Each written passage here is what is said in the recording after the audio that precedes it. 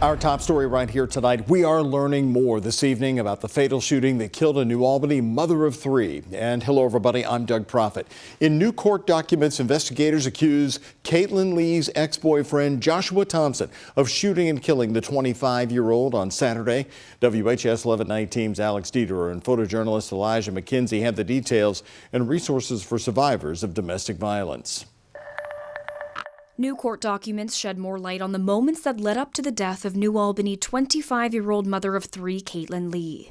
We take domestic violence allegations seriously, and we're taking them seriously in this case. According to court documents, Lee and her friend were making a TikTok video in the kitchen of an apartment on Saturday when they heard banging on the window. The witness told police she saw Lee's ex-boyfriend, Joshua Thompson, shoot Lee through the window. She later died at the hospital. Thompson turned himself into police, and he's being held without bond on a murder charge. In the affidavit, it claims that Thompson did admit to the New Albany Police Department that he himself drove to the apartment and then pulled the trigger on the gun that killed Caitlin Lee. Relationships can lead to tragic results, and unfortunately in this case the allegations are that did happen. Floyd County Prosecutor Chris Lane said Lee and Thompson share a child together. The court documents reveal the witness told New Albany police that Lee told her, quote, if she was ever found dead, Joshua killed her. They may become accustomed to the partner saying, I'll kill you. If you ever try to leave me, I'll kill you. Tammy Taylor works with the Center for Women and Families to support survivors of domestic violence in Kentuckiana. The center provides legal advocacy, safety planning, and the mobile advocacy program, which meets survivors where they are. Sometimes the survivor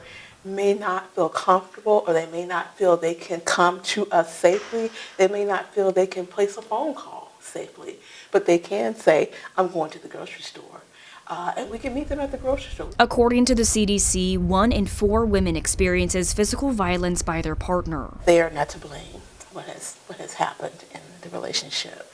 The violence, anything that they are experiencing, it is the fault of the perpetrator. If you or someone you know needs help, you can call the 24/7 crisis hotline at 844-237-2331. You can also call 211 for Metro United Way. In New Albany, with photojournalist Elijah McKenzie, Alex Dieterer, the WHAS11 Night Team on your side.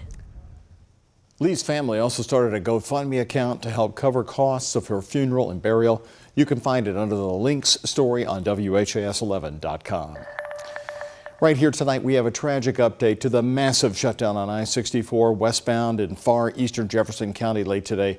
Police say a pickup truck driver died after a 5-vehicle crash on I-64 West just before the Gene Snyder Freeway. Now, it happened just before 5 o'clock tonight. These pictures captured by Trimark when police say a semi-truck in the center lane crashed right into a pickup, causing the chain reaction collision. Witnesses told police traffic had slowed down in the area because of congestion and all of that ongoing construction on I-64. The man driving the pickup died at the scene. 2 other drivers were taken to the hospital where they're expected to survive. I-64 westbound, the lanes heading right toward Louisville, were shut down for over 3 hours. They fully reopened at about 8 o'clock tonight. Also new tonight, Louisville Metro Police Chief, the interim chief, Paul Humphrey, was involved in a crash but not hurt in the Algonquin neighborhood. An LMPD spokesperson says this all happened about 5 tonight at 7th and Algonquin Parkway. Police believe a woman driving a pickup had a medical emergency and then crashed head-on right into the unmarked police SUV that Paul Humphrey was driving. Humphrey got out and was able to provide first aid to that driver until EMS could arrive on the scene. The woman is expected to survive. A bar on a popular street in the Highlands of Louisville is defending itself tonight after 2 people were shot and killed nearby right on Baxter.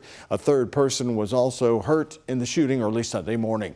The general manager at Baxter's 942 Bar and Grill tells us that he was working when the shooting happened just before 2 a.m.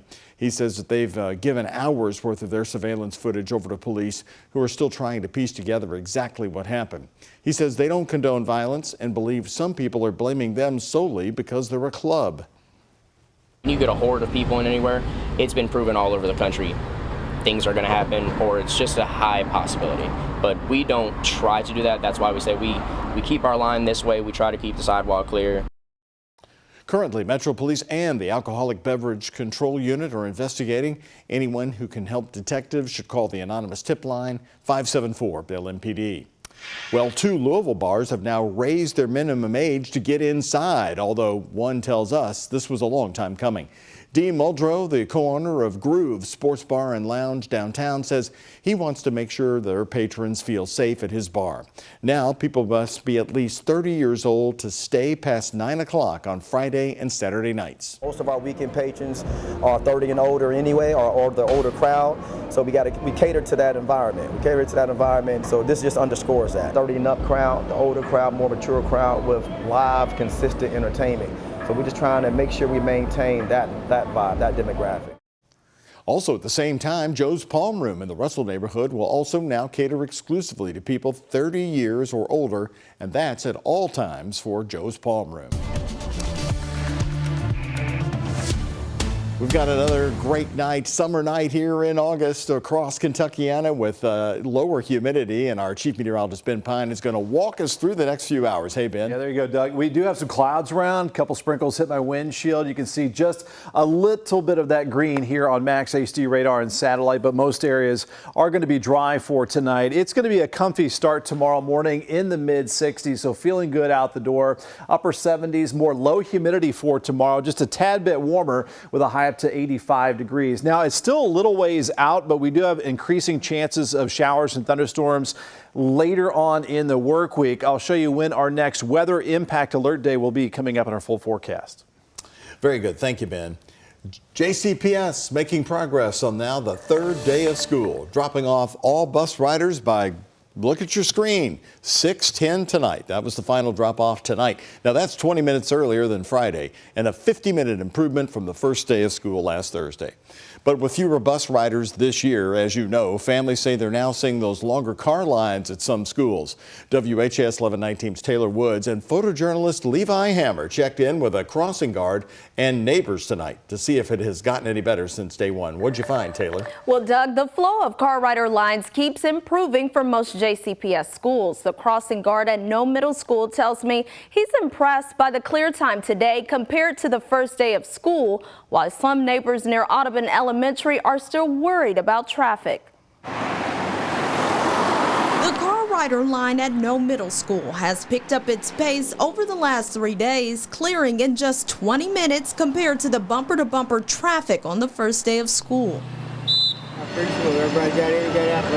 Tino Porter has worked as the crossing guard at No Middle School for 6 months. He says he hasn't seen any rushing or backups once drivers paid attention to his signals. Did I ask them to do? Stop when they're supposed to stop. Makes me feel good. Porter said students are being dropped off by grade levels, but families are adjusting to the new routine. There's a lot of new students, and the people that's dropping along didn't know how to drop along. So. Traffic may be getting better for most schools, but neighbors living around Audubon Elementary say they're still seeing backups. It's been chaotic. Rose Camacho lives near the school on Hess Lane, where JCPS says there is no crossing guard at the school. They line up all the way from Poplar Level to Pendle, and then from Hess Lane to Pendle. Bill Weineke understands Camacho's frustration. You're going to have about 45 minutes every day that you're not going to be able to get through the neighborhood. Weineke is even more concerned about traffic since more schools in the area will be starting soon. St. Stephen Martyr, they start this Wednesday. And from what I've been told, they're going to get out the same time as Audubon Elementary. He's hoping traffic will go down like it has at No Middle School. It's very good for the people that's coming in and picking up the kids. And tonight we reached out to JCPS. The district says drop-off and pickup times at Audubon Elementary have greatly improved, even with the school without a crossing guard. In studio, Taylor Woods, WHAS 1119 on your side. Taylor, thank you. Also new here today, the Jefferson County Clerk's office now says some data may have been lost during that recent big cyber attack that shut down so many branches. That attack shutting down all branches for several days at the end of July. The Clerk's office shared this image with us of the hackers' demands that they got. It's a screenshot. It says, quote, "We will make your business stop forever. What do we offer in exchange on our payment? Decryption and restoration of all your services," end quote. There is no dollar amount. The way that the screenshot reads and the way that the hackers presented it to us on the one message that we saw from them, because there was no negotiation, and all it said on the message was, to get your information back, you need to contact us.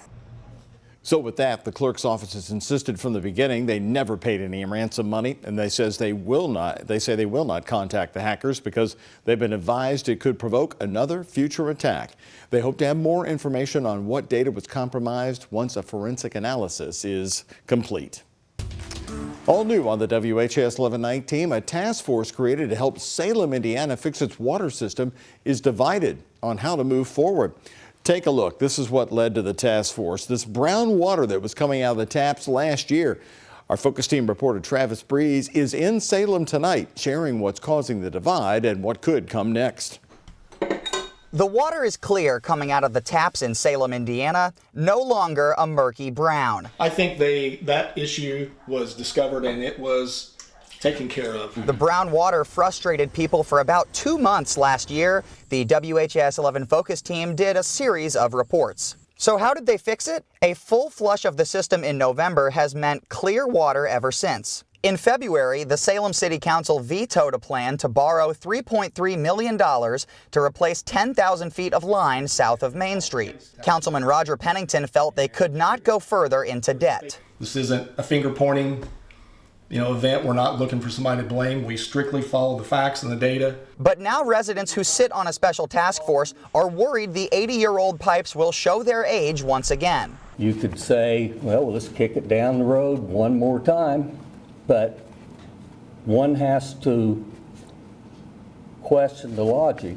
Tom Jacobs, a resident on the task force, says they messed up passing on the $3.3 million bond, and it could cost more now. While Pennington agrees the project is needed, he thinks they've mismanaged funds for years, citing expenses such as hauling sludge and high chemical costs. Taxpayers are justified in asking, why should you take more when you aren't using what you take now responsibly? Why don't we as a city look at ourselves first and hold ourselves more accountable? There are currently no approved water projects in the city, and it's unclear if the city wants a unanimous endorsement from the Water Task Force. Are you willing to try to extend that hand back out to Roger? Oh, absolutely. I thought that even though we had a healthy disagreement, I didn't feel that we were being vicious or nasty. The city did spend over $22,000 last fall to replace pipes and do that full system-wide flush. The Indiana Department of Transportation is planning to do a South Main Street project here in Salem next year, and both sides of this task force say it would be great to have new pipes go underneath that project. In Salem, Travis Breeze for the WHAS11 night team on your side.